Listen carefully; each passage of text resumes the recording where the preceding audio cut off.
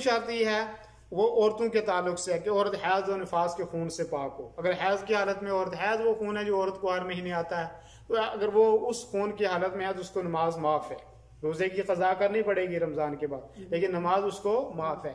तो जब तक वो हैज की हालत में है तो उसके ऊपर नमाज फर्ज नहीं है। ऐसे ही अगर निफास की हालत में, निफास बच्चे के पैदा हो जाने के बाद जो औरत को खून आता है, तो कम से कम उसकी कोई मुद्दत नहीं है, कभी 10 दिन कभी 15 दिन औरतों के हिसाब से, ज्यादा से ज्यादा 40 दिन है।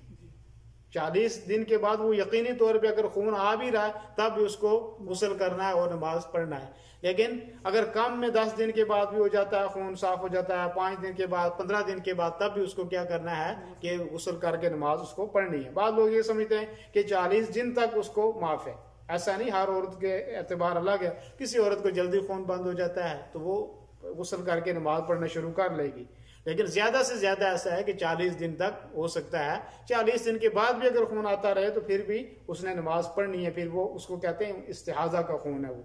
ऐसे ही अगर कोई औरत है तो महीने में तो चलो, जो अगर महीने में उसको 4 औरतों के दिन होते हैं, किसी का 7 दिन है, 5 दिन है, तो ऐसी सूरत में उसको क्या करना है, उसमें माफ है नमाज, वो जो 7 दिन है 8। लेकिन अगर कोई औरत ऐसी है कि उसको पूरा महीना ही खून आता रहता है, तो ऐसी सूरत में कम से कम वो 15 दिन तक क्या करेगी, 15 दिन तक वो नमाज क्या नहीं पढ़ेगी, वो इंतजार करेगी, समझो उसको हैज के समझेगी। लेकिन 15 दिन के बाद अगर जो खून आ भी रहा है तब भी वो क्या करेगी, गुस्ल करेगी, हर नमाज के लिए वुजू करेगी और नमाज लगातार वो पढ़ते रहेगी। घर वाला भी उससे मिल सकता है, रोजे भी वो रखेगी। ठीक है।